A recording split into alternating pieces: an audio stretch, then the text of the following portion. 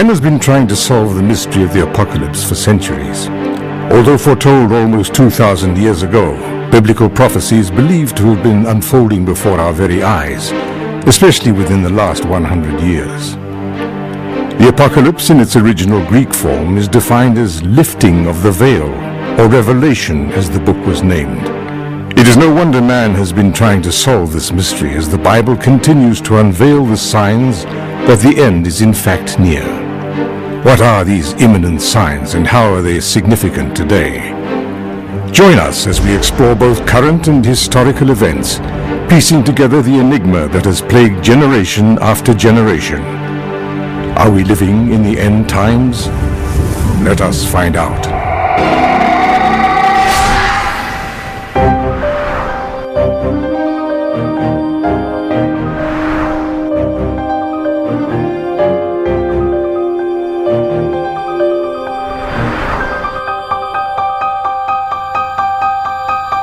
Today, the fear of the end is abundantly present.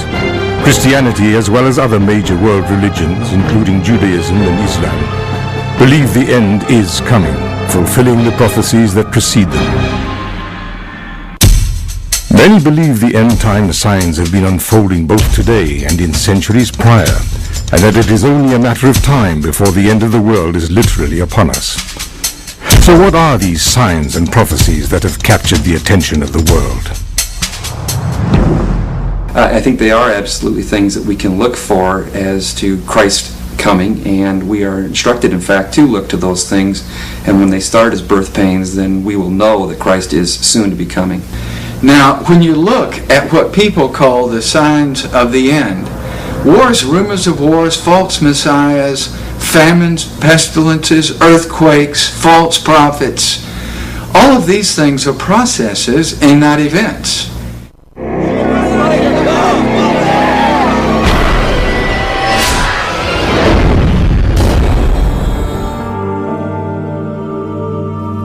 Using the Bible as the basis of apocalyptic prophecy, we have direct access to explore the signs of Christ's coming. In comparing the prophecies to what has historically transpired, there seem to be great parallels to the signs foretold. The majority of these signs have taken shape in one way or another. For centuries, we have experienced false prophets claiming to come in the name of Christ, yet their teaching was skewed or not theologically sound. We have had wars and rumors of wars dating back to the times of Christ. Famines have swept various areas over various times, from the times of Joseph in the Bible to present-day Somalia. Earthquakes occur at least every 5 minutes around the earth as the plates move and shift, yet there have been those of notable size and extreme volume. From the times of Christ to present day, we have witnessed severe religious persecution. Also, the same can be said for spreading the gospel. While instituted during Christ's message to his disciples, it remains the mission of Christians today. It is not only the largest religion, it has consistently grown throughout history, increasing awareness worldwide by means of missionaries and media. The temple has seen centuries of resistance in being rebuilt, but many current events reveal evidence of possibility in this coming to fruition. Will we continue to see these things happen? Perhaps it is just a matter of time. As we connect the mosaic of time and occurrences, let us look closely at the signs from the Bible, focusing on what they mean and if in fact they have been fulfilled.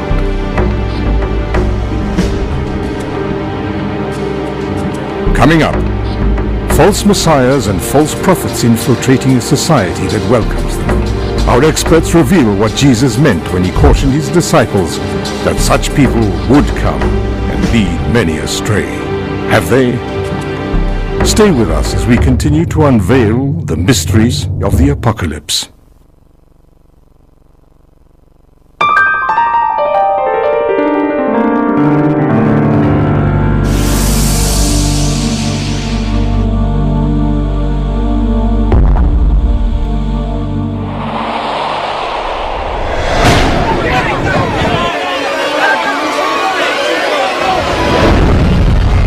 As he sat on the Mount of Olives, the disciples came to him privately, saying, tell us, when will this be? And what will be the sign of your coming and of the close of the age? And Jesus answered them, saying, Take heed that no one leads you astray. For many will come in my name, saying, I am the Christ, and they will lead many astray. Matthew 24, 3 through 14.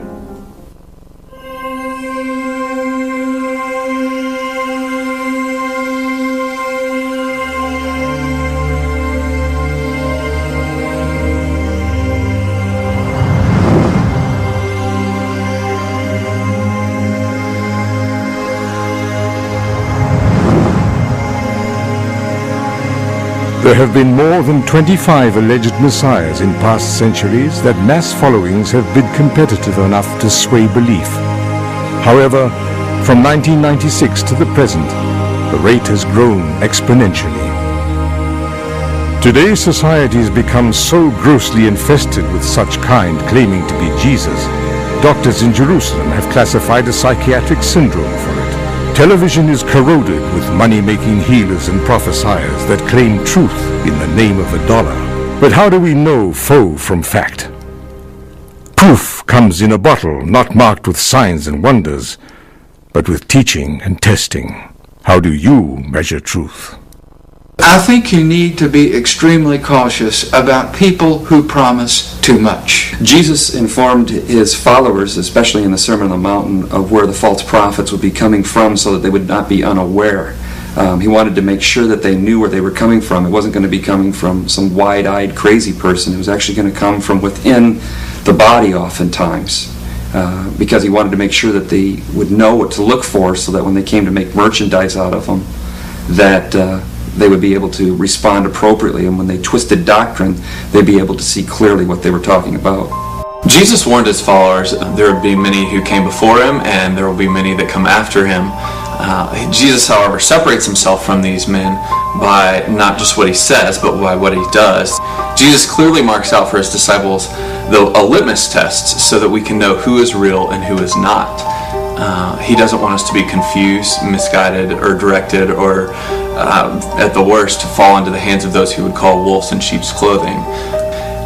He tells his disciples, just as he tells us through Scripture, exactly what we're to look for. Matthew 7:15 says, Beware of false prophets, which come to you in sheep's clothing, but inwardly they are ravening wolves. The Bible is loaded with verses that talk about false prophets, false teachers, hypocrites to give the rest of us a bad name. Like the verse in 2 Peter that says to watch out for them because they will make merchandise of you or exploit you, depending on the translation. As the word tells us, beloved, believe not every spirit, but try these spirits, whether they are of God, because many false prophets have gone out into the world. 1 John 4:1. And then the Gospel of Mark, chapter 13, verses 22 and 23, the Scripture is very clear. For false Christs and false prophets will appear and perform signs and miracles to deceive the elect, if that were possible. So be on guard. I have told you everything ahead of time. Who are these people, and have they already come? Who in previous eras or various cultures were considered to have been false messiahs or false prophets, or even false leaders, leading astray an impressionable society for a darker purpose?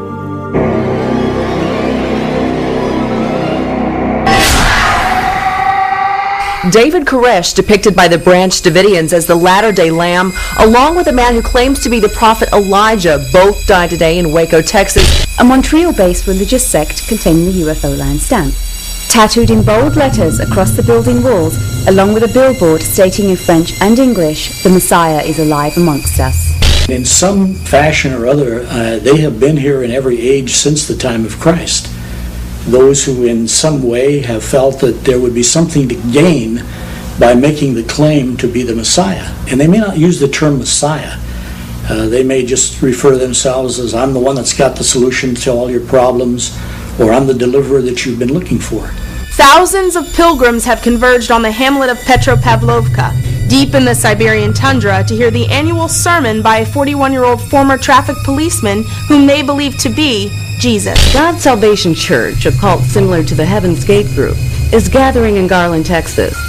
They claim that one of the children of the group is a reincarnation of Jesus Christ. Sergei Tarap was a traffic cop in the small Russian town of Minusинsk until 1989, when he announced he was the Son of God. A Taiwanese group was disappointed today when God didn't miraculously appear on television to confirm that spaceships would come for them this past March 31st. I think you need to realize that there are people who claim to be Jesus who appear in human history. Simon Bar Kokhba appeared soon after the apostles in that setting and attracted a lot of attention.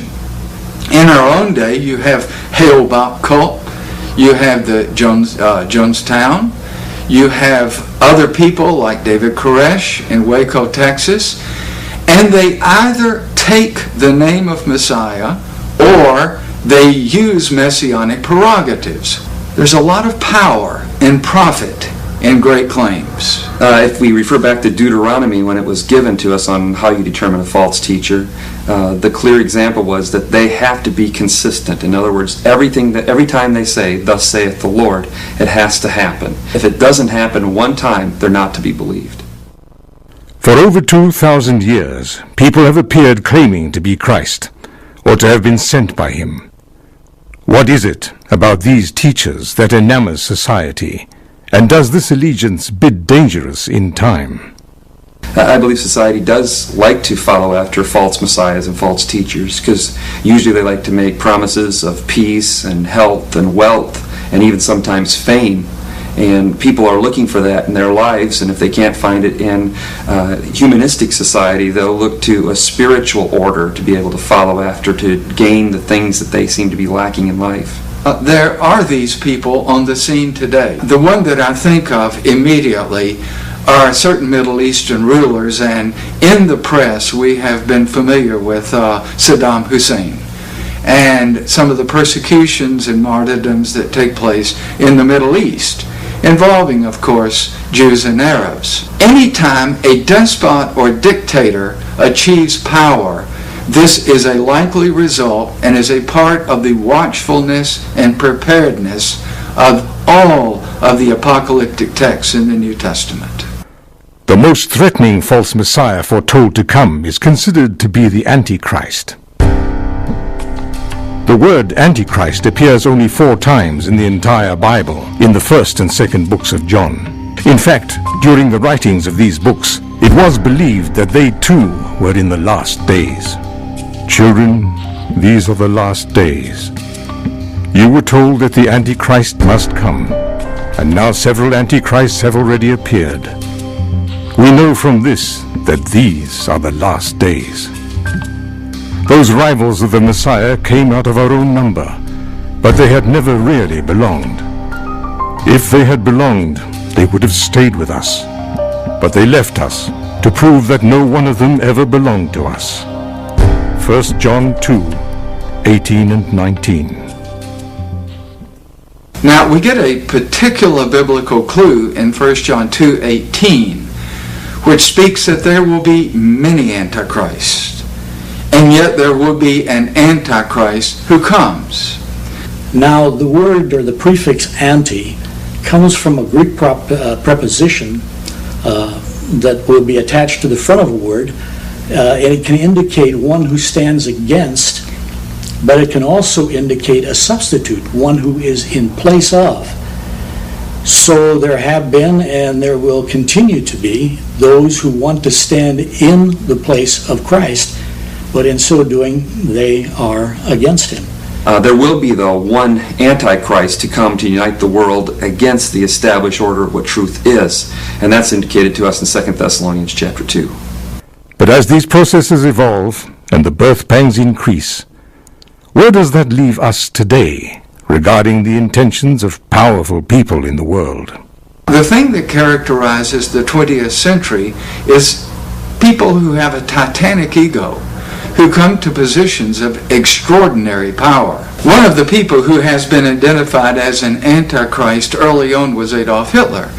who through the well-known and publicized concentration camps and pogroms accounted for the death of 6 million people, not just Jews, but it was profoundly anti-Semitic, which touches prophecy because of God's people, Israel, but also gypsies and other people.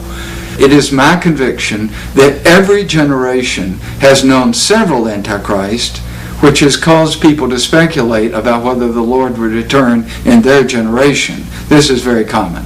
The reason an antichrist is powerful is because they do two things. They promise people relief from their suffering, and they promise people great rewards for following them. And both, of course, are lies. False messiahs, false prophets. 2 of 7 signs Jesus spoke of that would mark the end. Have we indeed seen the evidence of a turning point in history? Or have we been seeing it for centuries? Division over truth can lead to conflict, and conflict to war. Next, we explore the second sign of the end time. Our scholars and military experts tell us what war really is. Are we in store for a more terrible finale to close this age?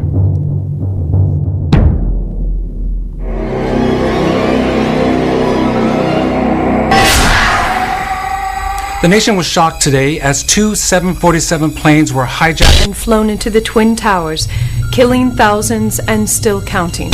Many fear that World War III has been initiated. A horrific massacre of terrorism has occurred on American soil. President Bush has met with Congress. America has declared war.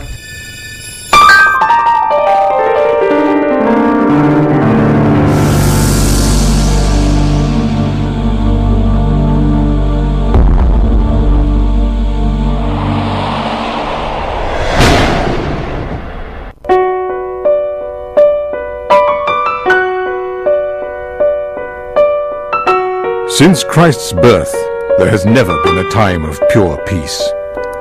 And in the 21st century, there are enough rumors of war to fuel the fire for an already sparked global outbreak.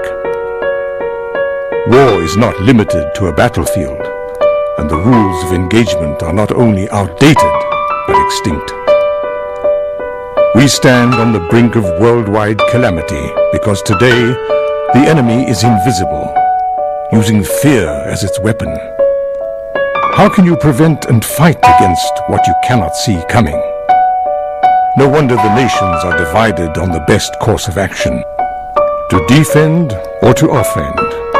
That is the question.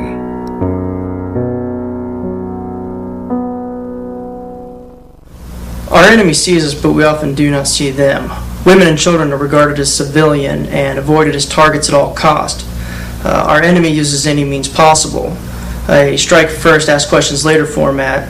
It's a different kind of war than we faced. We were facing a country, the people of that country, the soldiers of that country, and there's quite a bit of difference of what we fought opposed to what they're doing today. Why did Jesus say wars and rumors of wars would be a sign of the end?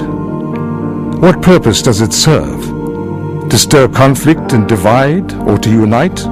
To show awareness of living and how we respond to times of trouble and conflict?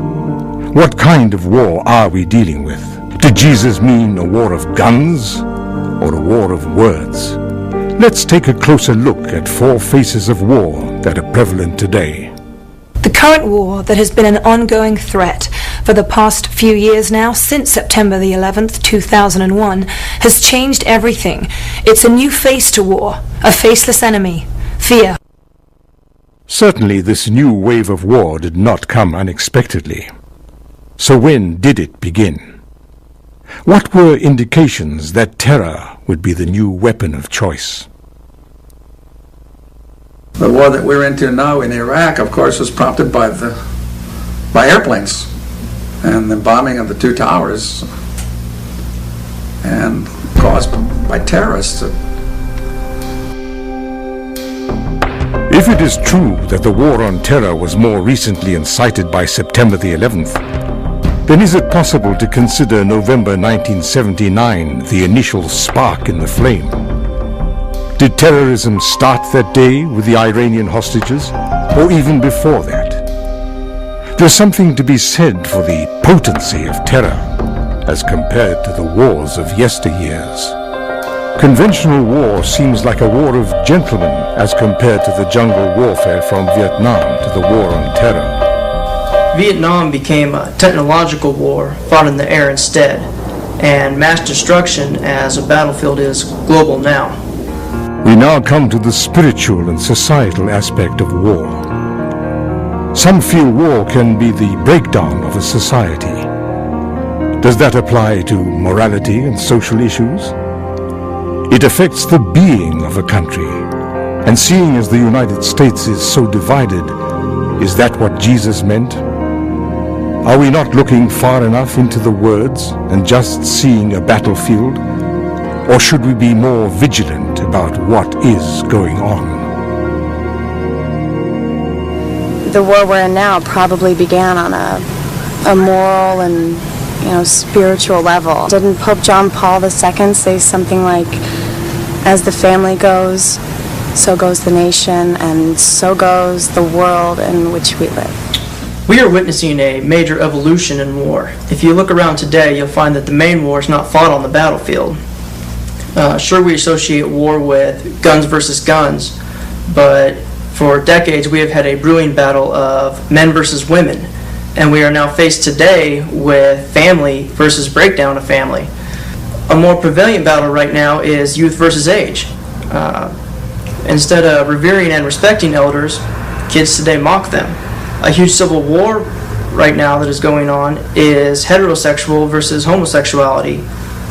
Sure, we associate war with guns versus guns, but it starts long before that. It starts with a war of words, war of media, and a war of values, and evolves into something entirely different.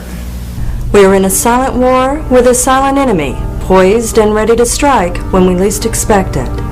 Another face of war, the silent enemy. Who is this enemy? We know there is one, but who and where? Certainly, the unknown and unresolved nature of this face of war leaves a breeding ground for the rumors of war. Does this affect prophecy? The U.S. thinks that this is coming from countries like Iraq, and they are prompting this terrorism. Zechariah 12:3 says, "On that day I will make Jerusalem a heavy stone for all the people. All who lift it shall grievously hurt themselves. All the nations of the earth shall come gather against it." Now, if you look at this verse in context, the two verses before this suggest that surrounding peoples will be against Judah, or Israel. When you look at the country of Israel geographically, it's currently surrounded by Muslim countries, which helps us put verse 3 in perspective. It appears that Zechariah was predicting the conflict between Israel and their Muslim neighbors would burden the whole world. As it says, all the nations of the world will gather for war. Israel has always, in some sense, been surrounded by their enemies. And of course, even when they were out of their land, they seemed to always find themselves, whether it was in Russia or Germany or someplace else, surrounded by enemies who were bent in some fashion on their destruction.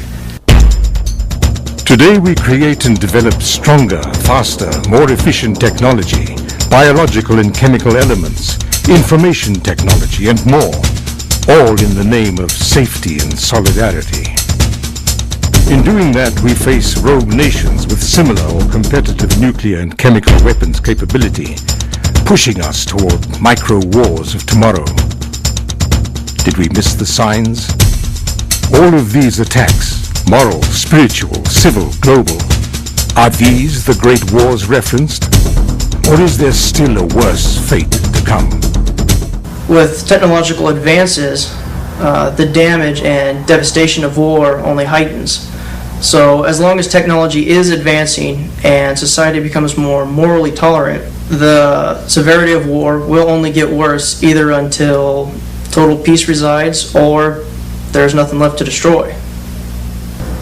Jesus certainly gave as one of the indicators that there would be an increase in certain things. there would be an increase in famine, but there seems to be a particular emphasis on there being an increase in wars and the talking about wars. We think this is really a time like no other. And statistically, there may be something to be said for that. But you go back through the 2,000 years since the time of Christ, and there have only been wars of one kind or another going on. And some of them, in terms of cost of life, perhaps as severe or more severe than what we have seen even in recent years. And what about the other signs and their fulfillment? The earth itself speaks of it clearly. As we look to both current and historical famines and earthquakes, the third sign of the end times. Up next, we raise these questions of science and circumstance as we continue to uncover this mystery of the apocalypse.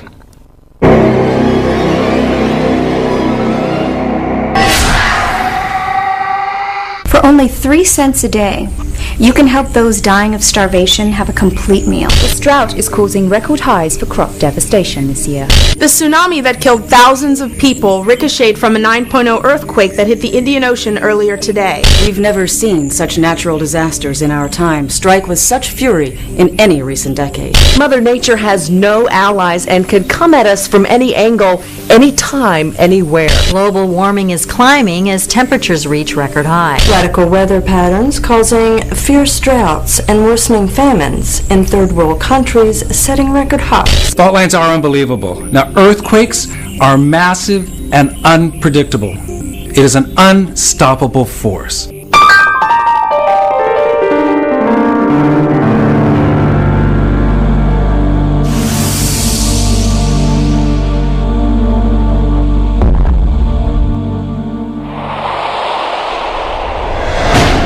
Of all the travesties and natural disasters that occur on earth, Jesus singled out famines and earthquakes to precede the close of the age that marks his return. What is so significant about these two?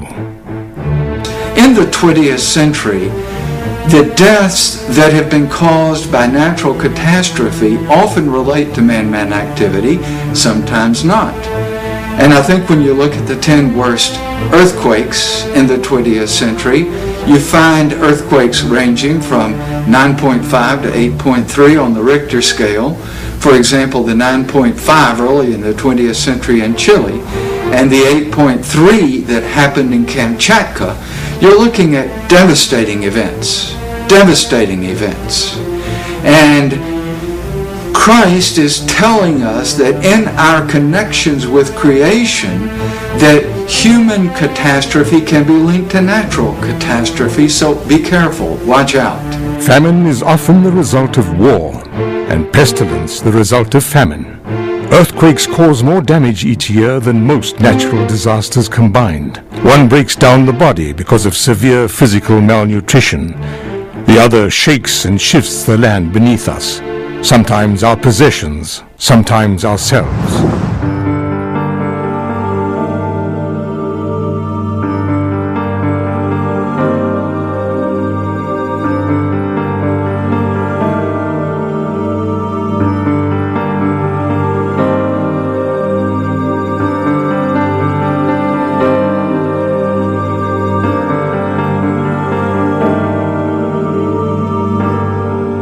I think it's fascinating how famine has created the largest death toll, well beyond other natural disasters, volcanoes, earthquakes, hurricanes, droughts.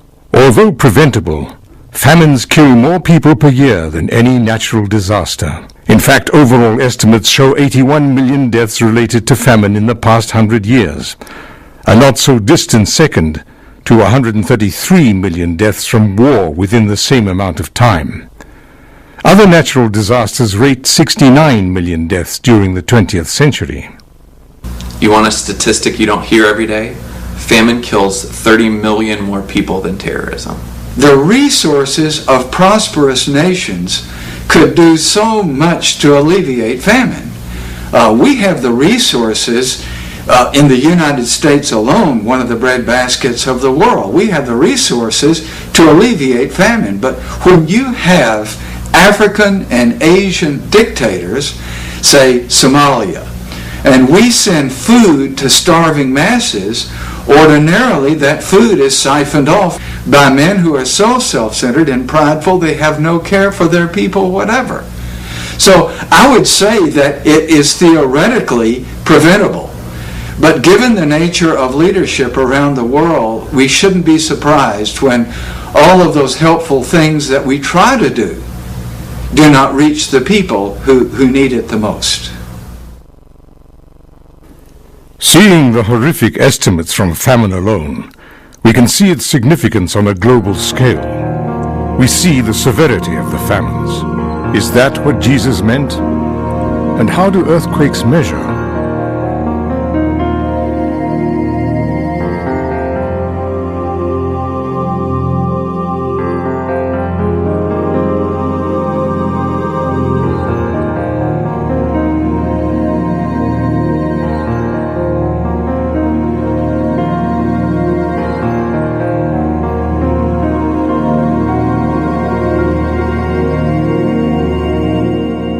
Some of the more massive earthquakes have killed up to 800,000 people at one strike, not to mention the property damage, pushing multi-millions in destruction.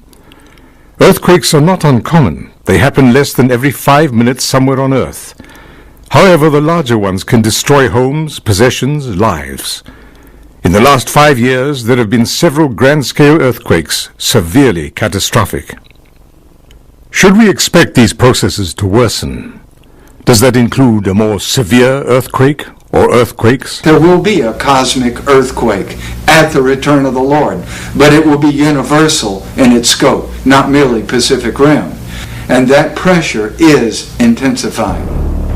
The famine in Sudan continues while death toll rises. Many are concerned that as global warming ensues, the drought worsens and famine persists around the world. Many believe the intensity could cause radical weather patterns, including worsening natural disasters such as floods and hurricanes. Concerned politicians rally for talks to stop global warming and alleviate the pressures it has induced on society worldwide. Society seems to have a growing attention to global warming and its effects on the Earth's weather patterns and natural disasters. Is that a factor? And if so, does it relate to fulfilling the signs of famines and earthquakes in time? And I think global warming is a very modern event in the history of the Earth. Famines and earthquakes have occurred throughout time.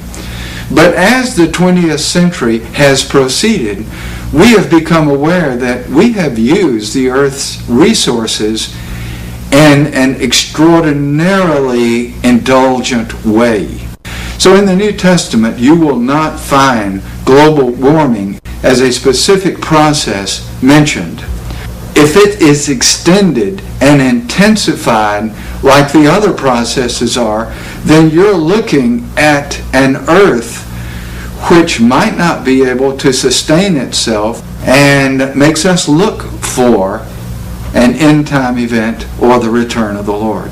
We've seen an account of actual famines and earthquakes and their continuous place among us, and it seems too easy to place that piece in the puzzle of prophecy. But is that what Jesus meant, or was he being symbolic? He often spoke in parables and with figurative means. So what about a spiritual famine and earthquake? What if God, our source of spiritual nourishment, was stripped from everyday society, school, specific arenas of life?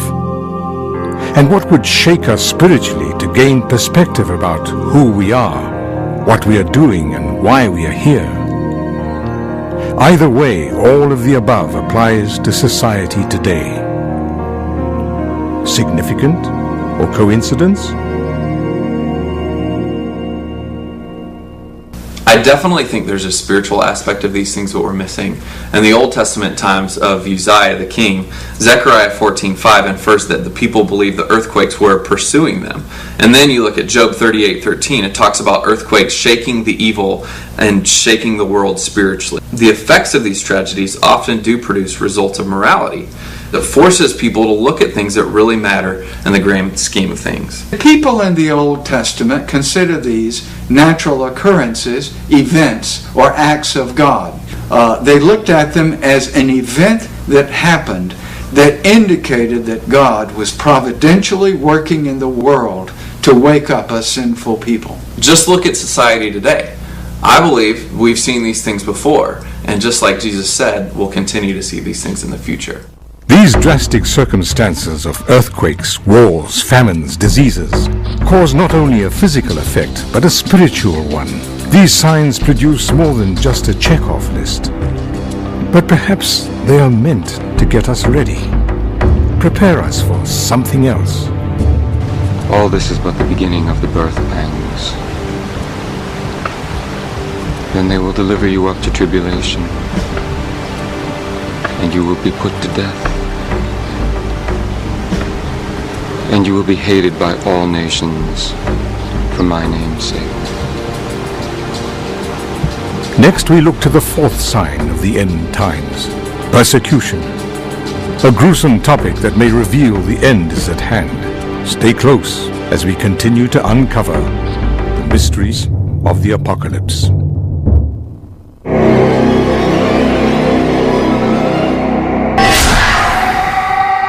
A tribe massacred a missionary team in the Amazon, slicing up bodies. 12 Americans are being held hostage for handing out Bibles. Christians in Nigeria criticize government report on religious violence and rally a call to arms to revise rights. Paris Church will go to court for right to worship and what religions the government will recognize. There was a fresh outbreak of religious violence in Nigeria's Plateau state, causing a severe case in martyrdom. Death by firing squad for husband and wife missionaries for teaching the words of Christ in communist territory. 60 more evangelical Christians jailed in Eritrea early this morning for professing their faith in public. Egypt puts Christian director of Girls' Home on trial after a long process of indictment. All this is but the beginning of the birth pangs. Then they will deliver you up to tribulation, and you will be put to death, and you will be hated by all nations for my name's sake.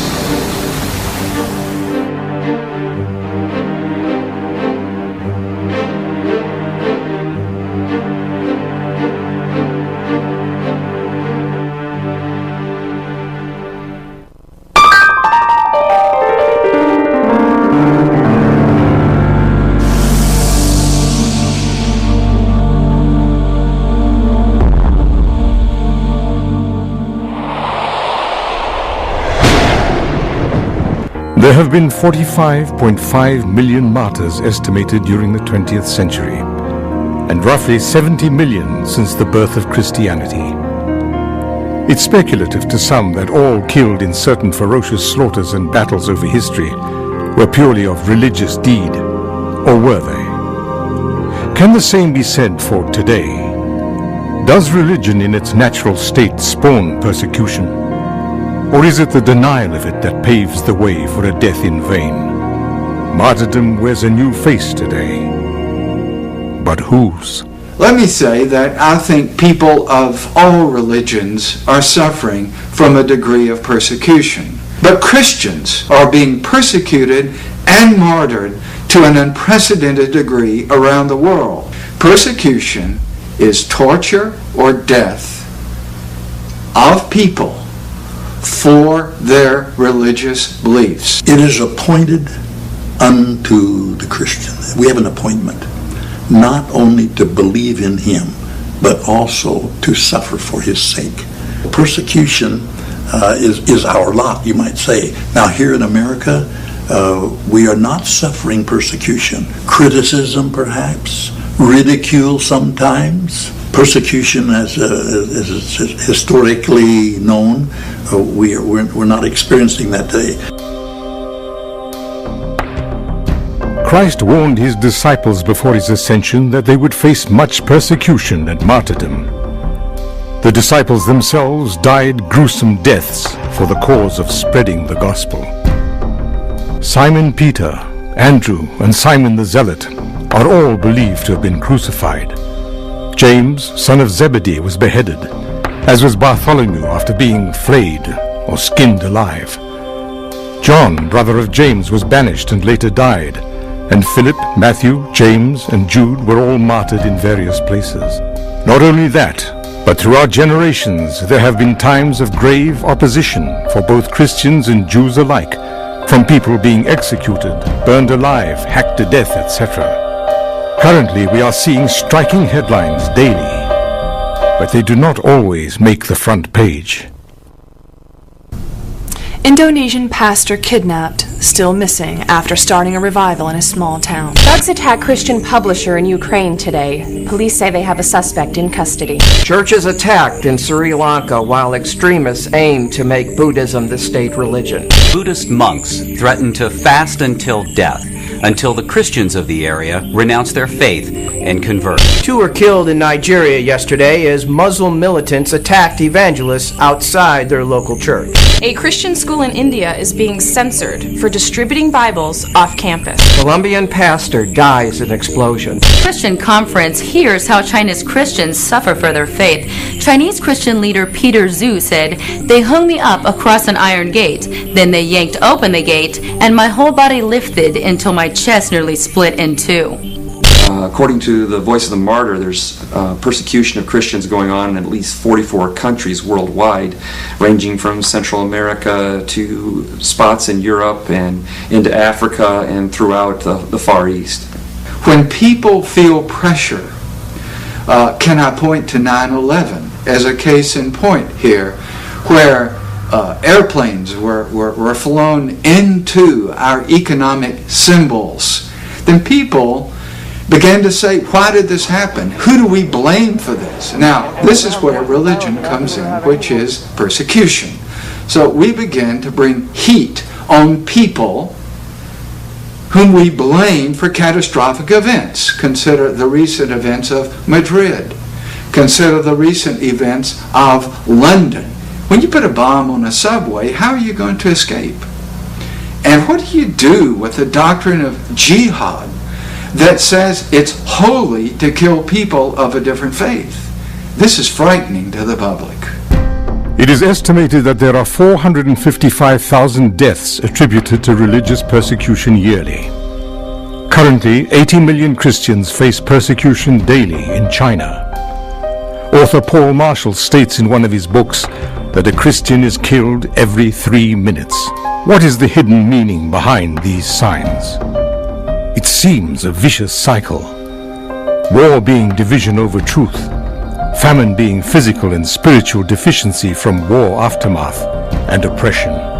Earthquakes can be a physical displacement, shaking the unnecessary elements out and breaking us down to human nature's basic level. Spreading the gospel can be seen as filling this void of malnourishment and spiritual famine. These things break us down spiritually. Is that a coincidence? These processes of wars, rumors of wars, famines, earthquakes, false leaders that would and have come, they cause dissension. They cause us to choose sides. The question is, where do we fall within that? We're getting a great awakening, but certainly there remains a great amount to see. Persecution has probably not reached its peak yet, and with all the continuous brewing of animosity in not only the Middle East, but domestically within our own country, we have yet to see serious persecution on the home front. And with the nation dividing every minute on separation of church and state, is it coming? If the birth pains that are spoken of in Matthew 24 are indeed birth pains, it's probably inevitable that persecution will begin to get stronger, possibly even stronger in our own country. From historical scars to current events, time cannot help but suggest evidence for this prophetic unveiling. Or were those events merely birth pangs in the grand scheme of things? With the continuous uprising in the Middle East and disdain for religion growing rapidly in certain areas of the world, should we expect a greater persecution to come? And we will see more persecution as we come closer and closer to the return of our Savior. History proceeds to the return of the Lord in the end times. It is not necessarily going to get better. In fact, as a whole, it's going to get worse. I do believe that there'll be more persecution coming. It's promised in the Word. Birth pains are indicating that it will continue until it's full blown. And we are seeing examples of that with the terrorism that's going on throughout the world over the areas of faith, as more and more individuals think that they need to extinguish somebody else's faith, and it continues to escalate. Persecution doesn't come unwarranted. A message must precede its demise. Coming up, we will examine the sixth end-time sign that sets the stage for the persecutions we have witnessed. Spreading the gospel in a godless society. Has the gospel really been spread to the ends of the earth? Is that even possible? Our experts reveal all this and more when we return to the mysteries of the apocalypse.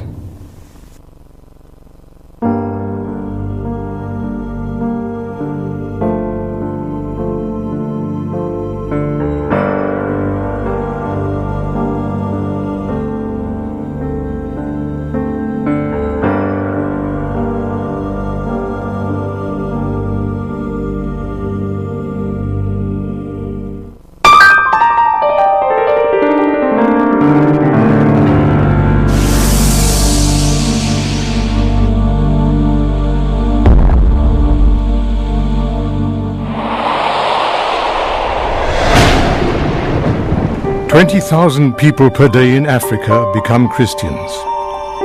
China has 10,000 new converts every day. Roughly 500 churches are started per day around the world. It's estimated that around 100 AD, there were 360 unbelievers to every Christian. Yet today, it is a close 9-1.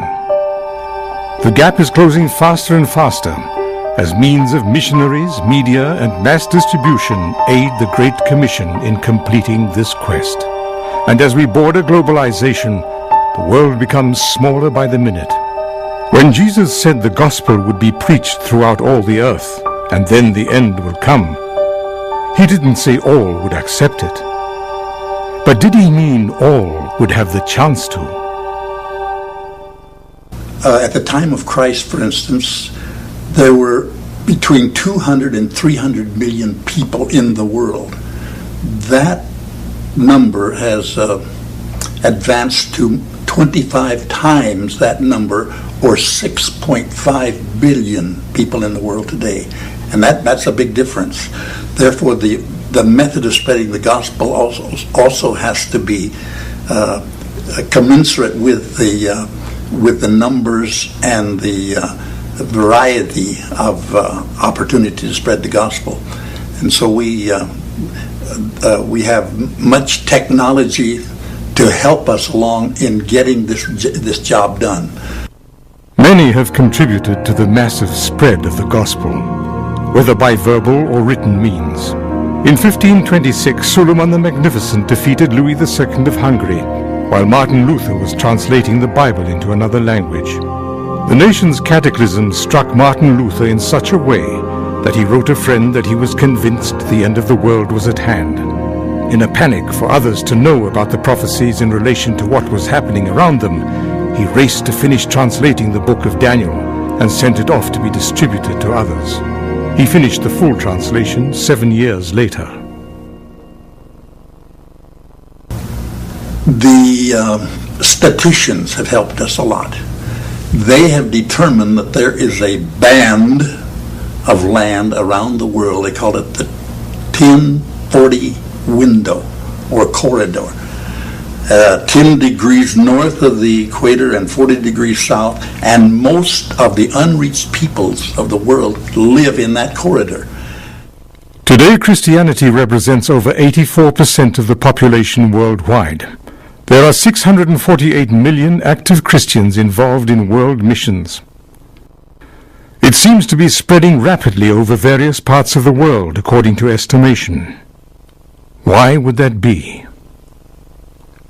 The gospel is being spread very rapidly today. Thousands and thousands of missionaries.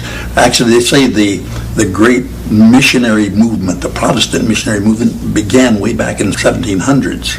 But the gospel has spread enormously. And of course, we hear reports of how in certain areas of the world there are thousands coming to Christ every day. Churches are being established. But as people come to Christ, then they themselves become involved in it. And so actually it becomes a movement from within. Most countries that have never heard the gospel because of serious oppression by their government over religious freedom, or because they are not as economically, socially, technologically advanced, might be more eager to hear news of a deliverer or Messiah. In the United States, a country not only founded on religious freedom, but specifically to be free to practice Christianity, only 36% of the population claim to be Christian.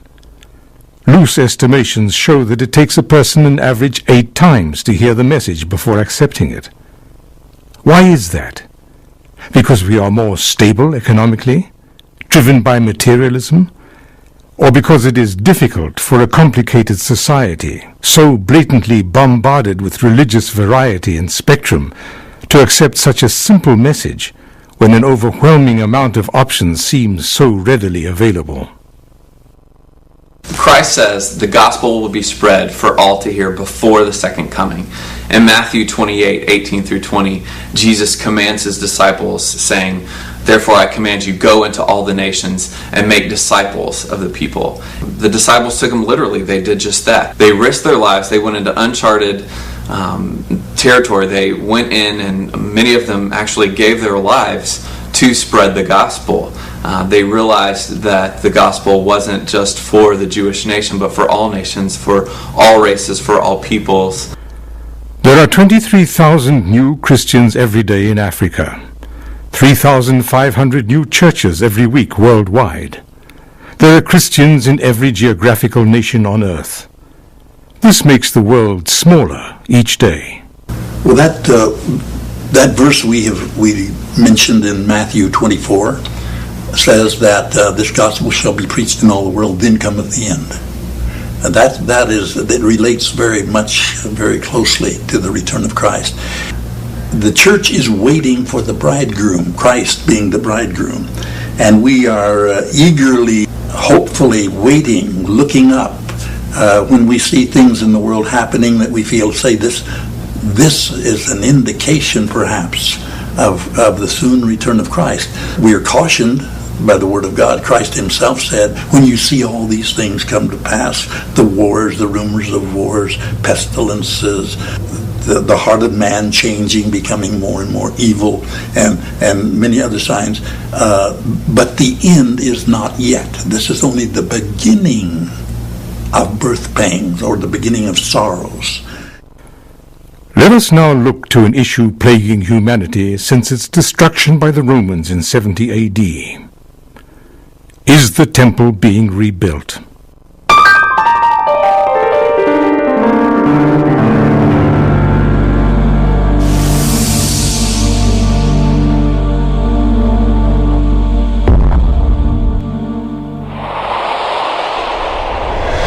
What in a land more fought over than any other, and most likely the seed that will spawn nation to rise against nation in claiming its territorial right, the temple in Jerusalem struggles to find its home and birthright. It stands a central issue between two of the world's largest religious groups, yet it serves an even darker purpose, as it is prophesied to be used by the Antichrist during the tribulation, meaning it must be rebuilt, at least in part, before the end will come. I think in order for the temple to be built, there's going to be a pseudo, or at least a temporary peace in the Middle East region centering around the area of Jerusalem. Since 1948, Israel, after an exile of about 2,000 years, was re-established as a nation, a case unique in human history, predicted by the prophets of the Old Testament. One of the elements that figures large during the tribulation period is the temple in Jerusalem. Well, we know that in the present day there is no temple in the place where the temple must exist. On that mount where there presently stands a rather revered Muslim mosque. But we get into the reading about the tribulation period, and we find that in a part of the agreement that the Antichrist makes with the Jews, a covenant, he apparently is able to get the Temple Mount restored to them, And the temple is rebuilt because you have the description of the Levitical sacrifices. And there is no place that those sacrifices could be done except on that one designated area, the Temple Mount. Now, in the middle of the tribulation, the Antichrist breaks his agreement with the Jews. And whereas before he'd been protecting them, he now persecutes them. In fact, he offends them to the extent of having an idol of himself set up in the temple in Jerusalem as the central place of worship. In that day the Lord will extend his hand yet a second time to recover the remnant which is left of his people, from Assyria, modern-day Iraq, from Egypt, from Pathros, from Ethiopia, from Elam, from Shinar, from Hamat, and from the coastlands of the sea. He will raise an ensign for the nations, and will assemble the outcasts of Israel, and gather the dispersed of Judah from the four corners of the earth. Isaiah 11 and 12. I think with all the attention that's focused on the Middle East and the desire for a lasting peace in Jerusalem and the efforts that the Israelis and the Palestinians and surrounding neighbor countries are trying to put in to get a peace in Israel, I believe that is leading to the hope of the temple being restored there in Jerusalem. The temple must be built because it is fundamental to the tribulation period. The Antichrist will use it, and thus it is obvious that before it can be built, there must be a reversal in the present situation. Now, from time to time, we will hear that there are preparations even being made nowadays for the rebuilding of the temple. I've read some things, and I've talked to some people that know a lot more about this than I do, and one man whom I respect considerably contends he's actually seen some of this, that the Jewish people have actually started preparing and have in readiness to go some of the utensils and such that will be needed for sacrifice. And of course, the only place that sacrifice could be done would be in the temple. And some have even said that the preparations of the priestly garments have already been done. So take that for what it might be. There may be legitimacy to it, but maybe not. Considering current events with Palestine and surrounding nations, where does this leave them with regard to fulfilling this prophecy? The Jews being restored a national state helped to clarify for Christians reading the Bible how to see and read prophetic scripture. For many years it was thought to be a figurative expression because there was no nation of Israel. But with nation of Israel being restored in 1948 to a state, it allowed us to get a clearer perspective on certain events and circumstances that are recorded in Revelation and in Daniel and other books of the Bible.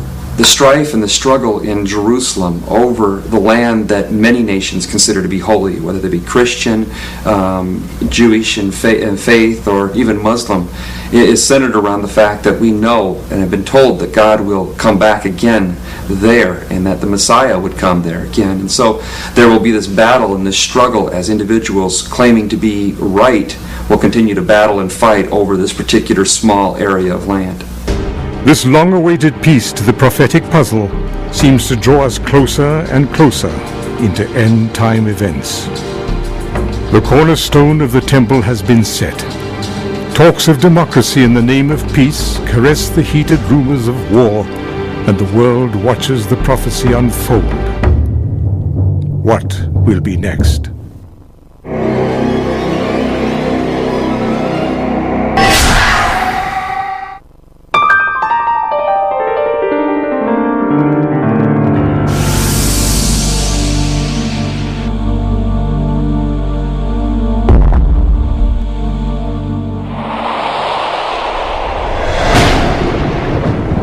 From the most modern man to an intellectual theologian, many have attempted to put the pieces together regarding the coming apocalypse in hopes to find an answer to its imminent arrival. But not even the most prophetic of guesses could pinpoint such a date. Watch, therefore, for you do not know on what day your Lord is coming. But know this, that if the householder had known in what part of the night the thief was coming, he would have watched and would not have let his house be broken into. Therefore you also must be ready, for the Son of Man is coming at an hour you do not expect. Matthew 24, 42 to 44. The Greek word for to watch means literally to watch, to keep awake, to be vigilant, as well as spiritual alertness. And as well, the Greek word for to be ready means exactly that, be prepared. There are over 85 failed end-of-the-world predictions since 1997, and 137 have failed since then. According to a recent article in the Weekly World News, the rapture will take place at the 7th hour on the 7th day of the 7th month of the Hebrew calendar year, corresponding to 2007 CE. Jesus will appear simultaneously in Baghdad, Jerusalem, Washington, Moscow, and every other capital city of the world. Prophet of the Fundamentalist Church of Jesus Christ of Latter-day Saints has predicted the end of the world at least 3 times in recent years. He's gathered his followers to be lifted up to heaven with him. How did people come to grips with the end of time? Why did they make specific predictions? I think I heard the number that there might have been 87 predictions of the Lord's return in the 20th century, and I believe my sitting here indicates that it did not come to pass. I hope that means that. No doubt seers, so-called prophets, psychics, you name it, have cast prediction after prediction about when the end will come. We already have people talking about 2013. We already have people talking about 2033, which is the second millennium of Christ's crucifixion and resurrection. We just can't seem to refrain from being specific when Christ wisely told us not to. In light of it leaving us without a timetable, it does provide a stringent word of warning. Be ready. When closing time comes and the curtain falls, what then? The Greek word used for end in Matthew 24 can actually be defined by a number of different words: purpose, intention, means, a bringing to completion together, not a termination but a consumption of the age, the heading up of events to an appointed climax. The end is not a finality, but a consummation. A chapter's closing, and more importantly, the end is merely the beginning. Are you ready? Sure am.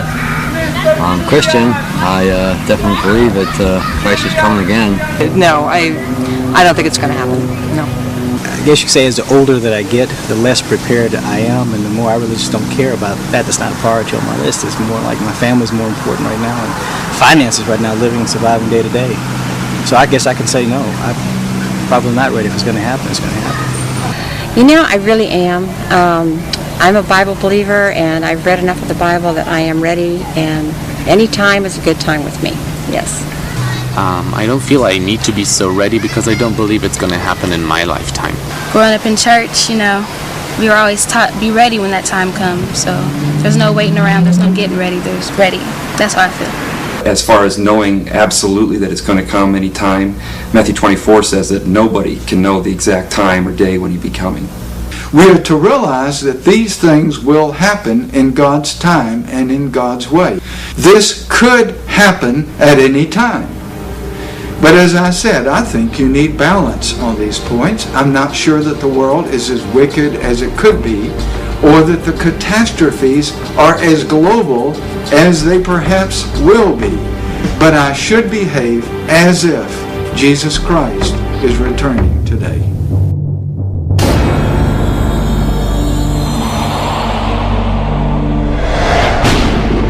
Miracles and mystery, signs and fulfillment all point above to an orchestration greater than things of this world could have created.